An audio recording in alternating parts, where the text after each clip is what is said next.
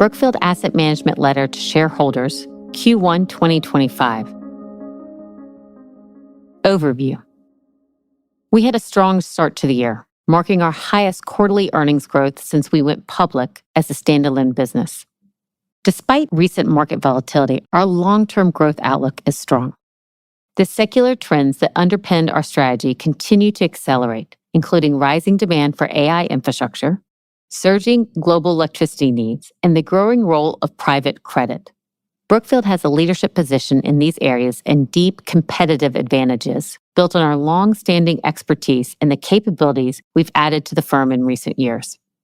This positioning continues to translate into strong performance. We raised $25 billion of capital in the quarter, bringing inflows to more than $140 billion over the past year. This reflects a growing client demand for our strategies and the reach of our globally diversified fundraising platform. Notably, we had success in the quarter raising nearly $6 billion for our flagship real estate strategy, bringing total capital to $16 billion. With final closings from clients in wealth and regional sleeves still ahead, this will be our largest real estate strategy ever. Fee-bearing capital grew to $549 billion, up 20% over the past year. This contributed to a 26% increase in fee-related earnings, FRE, for the first quarter to a record $698 million, or 43 cents per share, and a 20% increase in distributable earnings, DE, to $654 million, or 40 cents per share. Our diversified global footprint with investments and operating professionals in over 30 countries gives us the flexibility to allocate capital to the best opportunities wherever they may arise. Our franchise is built for environments like today, and we remain focused on delivering strong results for investors and clients. The current environment favors those with scale, expertise, and capital. Periods of uncertainty are inevitable. While every cycle is different, they tend to rhyme. The last time market volatility reached current levels was during the onset of COVID. During that period, we stayed focused on our strategy, continued to deploy capital with discipline, and strengthened our market position. Since then, we've raised more than $400 billion and grown fee-related earnings by 90%. That experience underscores a core belief of ours. Maintaining the course through disruption enables us to continue compounding value and emerge stronger over time. As Howard Marks wrote in his most recent memo, Nobody Knows Yet Again, when unfavorable developments are raining down, that's often the best time to step up. Today, the macro environment is defined by heightened geopolitical uncertainty. Equity markets responded sharply, and our shares were not immune. Stock prices often overreact during periods of uncertainty, and we believe the recent volatility reflects sentiment more than substance. In response, and based on the conviction we have in our growth outlook, we repurchased over 2 million shares during the first quarter. While the near-term outlook remains uncertain, our long-term strategy is unchanged, and we are well-positioned to navigate this environment. Our cash flows are 100% comprised of fee-related earnings, and approximately 95% of our fee-related revenues are derived from capital that is either long-term or perpetual in nature, providing a stable and predictable foundation for distributable earnings. In addition, our investments are focused on essential assets: power, infrastructure, real estate, and critical business services. These businesses operate domestically and serve local demand, making them less exposed to tariffs and other global trade shocks. Many are also highly contracted or regulated, characteristics that support durable valuations and liquidity, especially when capital is scarce and investors seek defensive positioning. Together with our client relationships, scale, brand, access to capital, and track record, these attributes allow us to stay the course through periods of volatility while continuing to grow and execute our strategy. Private markets offer more stability and the opportunity to capitalize on dislocation. Despite heightened volatility in public markets, private market conditions have remained constructive.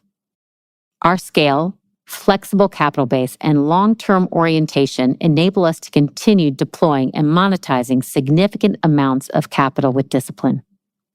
In times of uncertainty, investors turn to proven global platforms with strong track records, where they've built trusted relationships. That has always been our core strength. A prime example is our results in raising capital for our real estate strategy this quarter. Despite the environment, we secured commitments from many of the world's largest and most sophisticated investors, demonstrating their strong conviction in our strategy and platform, and providing us with substantial fresh capital to invest in an especially attractive point in the cycle. While parts of the industry may be more directly affected by today's volatility, our diversification across strategies, sectors, and geographies provides us resilience. It also allows us to continue raising and investing capital behind the global secular themes of decarbonization, deglobalization, digitalization, and the growing role of private credit. In particular, we benefit from distinct advantages in the current environment. Essential assets are resilient through cycles. Our portfolio is well positioned to manage the implications of new tariffs. While no one is completely immune to the various effects of these changes, the nature of our investments in essential real assets and critical business services provides meaningful insulation. Most of our assets are local businesses that serve a domestic customer. Further, many of these assets benefit from inflation-linked revenues and tariff adjusters that allow us to pass through rising input costs. This resilience was tested and proven during COVID and the inflationary cycle of 2022 and 2023, when cash flows across many of our assets not only kept pace with inflation, but in many cases exceeded it. We have been discussing the macro trend of deglobalization in recent years. At the same time, across our business, we have proactively diversified parts of our supply chain in anticipation of more protectionist policy shifts. For example, in our renewable business, where tariffs have been in place for several years, we adopted a domestic procurement strategy in the U.S. supported by long-term agreements with local suppliers. These steps provide important cost certainty and we believe position us more favorably than most market participants. Our flexible, scale capital is more valuable in times of uncertainty. Historically, these periods have provided us with some of the best opportunities to deploy capital given our long-term mindset, capital scale, and the ability to move decisively. With nearly $120 billion of uncalled capital, we are well positioned and fully intend to capitalize opportunistically on market dislocations.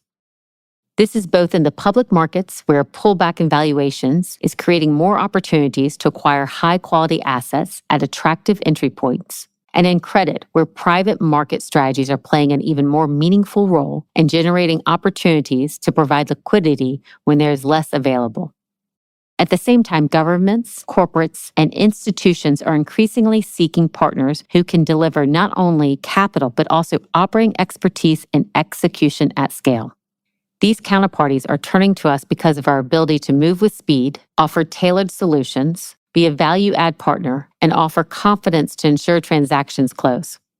This dynamic is creating a proprietary and differentiated pipeline of strategic investment opportunities, such as the €20 billion AI infrastructure commitment we announced alongside the French government this quarter, and the recent partnership with Barclays to grow their payment acceptance business. The Brookfield ecosystem provides our investment teams with access to deep sector expertise, proprietary insights, and global operating capabilities, allowing us to deploy capital quickly and with conviction when others may be constrained. With fundraising now complete for the latest vintage of our highly successful opportunity strategy, our Oaktree franchise is similarly well positioned to take advantage with significant capital to deploy in this environment. Periods like this, marked by uncertainty and dislocation, are where Oaktree's disciplined, value-oriented approach is particularly powerful. Throughout every cycle in our history, we have successfully turned volatility into opportunity. We believe this time will be no different. Business group updates. The first quarter of 2025 was another strong period for capital formation and investment activity across our business. We raised $25 billion of capital during the quarter. We also continue to invest capital into attractive opportunities, deploying $16 billion during the quarter. We generated approximately $10 billion of equity through monetizations, many reflecting the value created by our operational enhancements over recent years. Highlights of our activities across each of our business groups this quarter include renewable power and transition, fundraising, We raised $1.5 billion of capital, including $700 million for the second vintage of our flagship global transition strategy, bringing the capital raised to date to over $14 billion. We expect to hold a final close for this flagship in the coming months. Deployment. We deployed $3.5 billion of capital, including the completion of our privatization of Neoen, a leading global renewable development business. In addition, we committed $1.2 billion towards the acquisition of the U.S. renewable business of National Grid. The deal is expected to close in the second quarter of 2025. Monetizations. We monetized over $600 million of equity capital.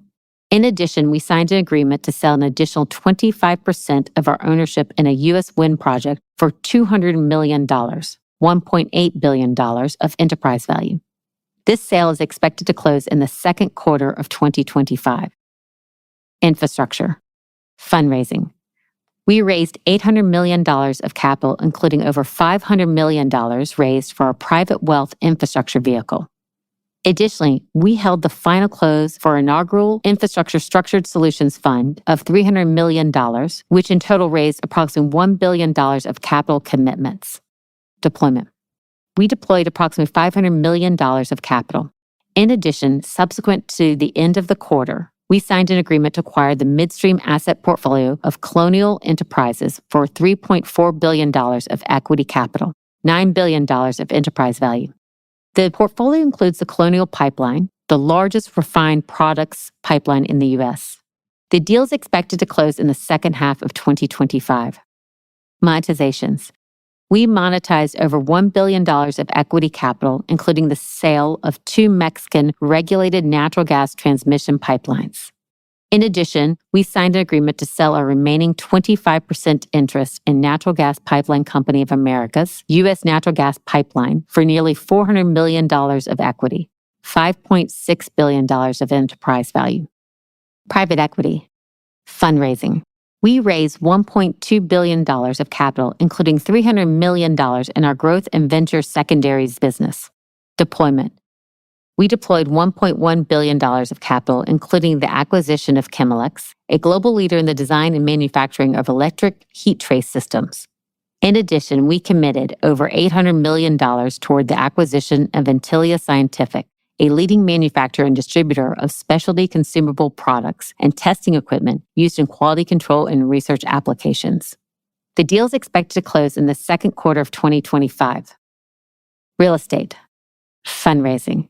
We raised $7.1 billion of capital, including $5.9 billion for the final institutional close of the 5th vintage of our flagship real estate fund. Deployment. We deployed $1.8 billion of capital, including into global logistics platforms in North America, Europe, and Asia. In addition, we invested over $100 million of equity capital into a portfolio of 3,800 U.S. single-family rental properties. Monetizations. We monetized $1.2 billion of equity capital, which includes the disposition of select assets related to our acquisition of Tritex, a property firm focused on large-scale logistics assets in Europe, and the sale of PGA National Resort. Credit. Fundraising. We raised $14 billion of capital, including $6.7 billion from insurance accounts. We completed the final close of the 12th vintage of our opportunistic credit flagship fund, bringing the total capital raised for the strategy to $16 billion, on par with our largest opportunistic credit strategy to date. Deployment. We deployed $9.2 billion of capital, including $2.3 billion out of our opportunistic credit flagship strategy and $1.3 billion across our other credit partner managers. Monetizations. We monetized $6 billion, including Castlelake's sale of over 100 aircraft. Robust liquidity to drive growth. Our access to liquidity remains strong. We're a top-tier client for our banks and continue to maintain a diversified mix of funding sources to support growth. This is especially important as we continue to use our strong balance sheet to establish new investment products and pursue strategic M&A that grows our earnings and enhances our capabilities. Since the spinoff of Brookfield Asset Management, We've announced 3 new partnerships with leading managers and increased our ownership stake in Oaktree, totaling over $1.4 billion of investment. Looking ahead, we have a compelling opportunity to increase our ownership in these partner managers, excellent businesses that we know well, through existing options we have in place. This increased ownership could add more than $250 million to our fee-related earnings over the next 5 years. At the same time, we continue to demonstrate strong alignment with our clients by investing meaningful capital alongside them. Since our spin-out, the Brookfield Group has collectively committed $16 billion to our funds, with Brookfield Asset Management's share focused primarily on seeding smaller, new complementary strategies. To further support our growth initiatives, we completed our inaugural bond offering in April, bolstering our liquidity position and providing us with additional flexibility to invest further in our business. We issued $750 million of 10-year senior notes and were pleased with a strong institutional demand, which reflects our robust access to the capital markets. In connection with the offering, we received high investment-grade credit ratings of A from Fitch and A- from S&P, reflecting the strength of our asset-light balance sheet and the durability of our long-term earnings. Pro forma for the offering, we have $2.1 billion of available liquidity, comprising cash, financial assets, and capacity on a revolving credit facility. At our current high investment grade ratings, we have capacity to raise over $4 billion of additional debt capital, and that capacity should only go up as our distributable earnings grow. This capacity provides us a significant, low-cost source of capital to fund our growth, either through acquisition or seeding further strategies that will expand our business over time. Expanding partnerships and enhancing our credit capabilities. Today, we are one of the largest private credit managers globally with a comprehensive multi-strategy platform. We have made meaningful progress in expanding our credit platform to meet growing client demand and broadening our ability to originate and manage private credit across strategies and geographies. We recently completed several initiatives in this regard, which complement our existing direct investment capabilities.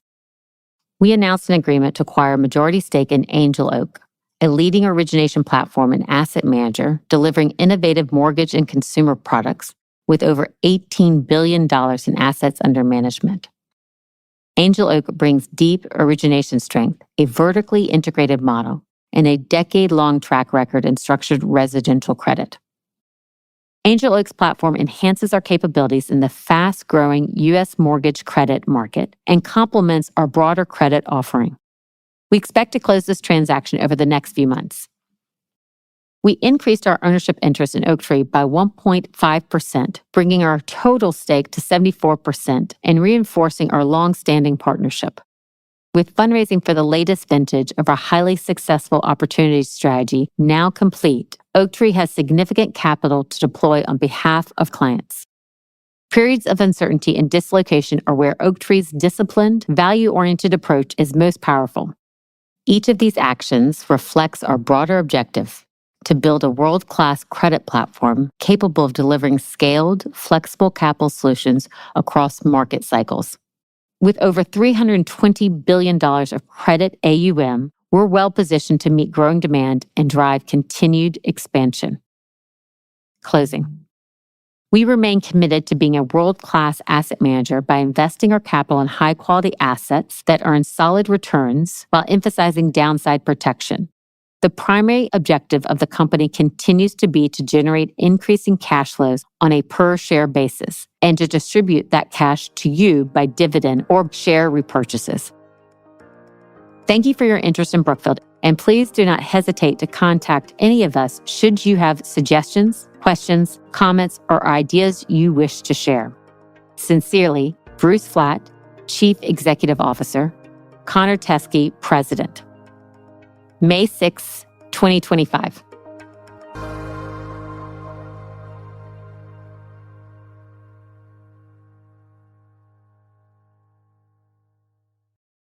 Cautionary statement regarding forward-looking statements and information. All references to dollars are to U.S. dollars. This letter to shareholders contains forward-looking information within the meaning of Canadian provincial securities laws and forward-looking statements within the meaning of the U.S. Securities Act of 1933, the U.S. Securities Exchange Act of 1934, safe harbor provisions of the United States Private Securities Litigation Reform Act of 1995, and in any applicable Canadian securities regulations, collectively, forward-looking statements.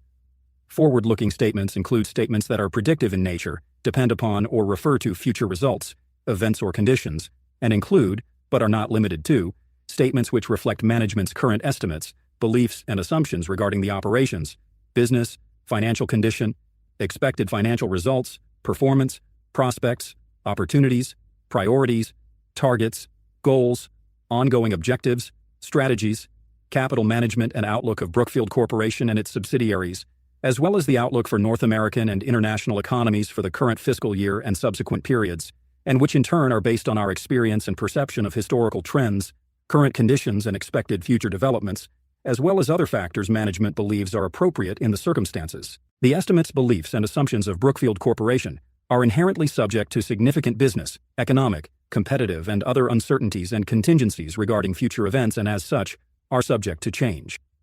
Forward-looking statements are typically identified by words such as expect, anticipate, believe, foresee, could, estimate, goal, intend, plan, seek, strive, will, may, and should, and similar expressions. In particular, the forward-looking statements contained in this letter include statements referring to the impact of current market or economic conditions on our business, the future state of the economy or the securities market, the Castle Lake acquisition, including its expected impact on our business, the anticipated allocation and deployment of our capital, our liquidity and ability to access and raise capital, our fundraising targets, our target growth objectives, and our target carried interest.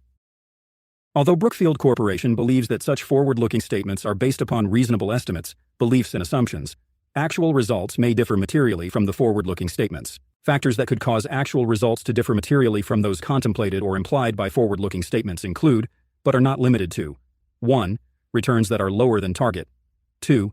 The impact or unanticipated impact of general economic, political, and market factors in the countries in which we do business. 3. The behavior of financial markets, including fluctuations in interest and foreign exchange rates and heightened inflationary pressures. 4. Global equity and capital markets and the availability of equity and debt financing and refinancing within these markets. 5. Strategic actions including acquisitions and dispositions. The ability to complete and effectively integrate acquisitions into existing operations and the ability to attain expected benefits. 6. Changes in accounting policies and methods used to report financial condition, including uncertainties associated with critical accounting assumptions and estimates. 7. The ability to appropriately manage human capital. 8. The effect of applying future accounting changes. 9. Business competition. 10.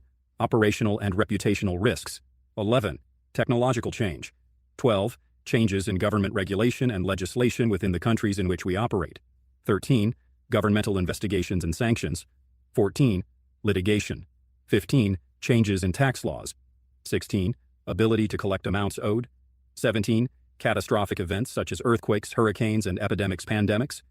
18. The possible impact of international conflicts and other developments including terrorist acts and cyber terrorism.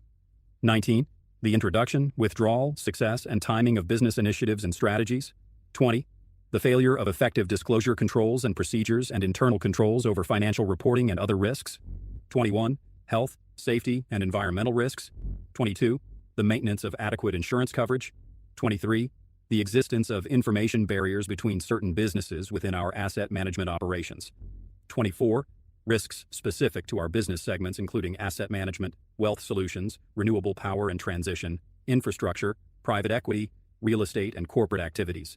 And 25. Factors detailed from time to time in our documents filed with the securities regulators in Canada and the United States. We caution that the foregoing list of important factors that may affect future results is not exhaustive, and other factors could also adversely affect future results.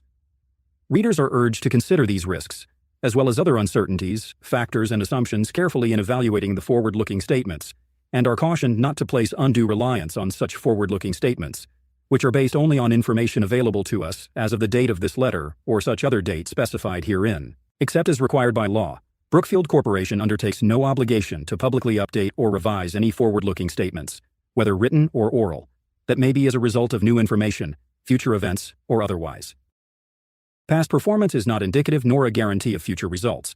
There can be no assurance that comparable results will be achieved in the future, that future investments will be similar to historic investments discussed herein, that targeted returns, growth objectives, diversification, or asset allocations will be met, or that an investment strategy or investment objectives will be achieved because of economic conditions, the availability of appropriate opportunities, or otherwise.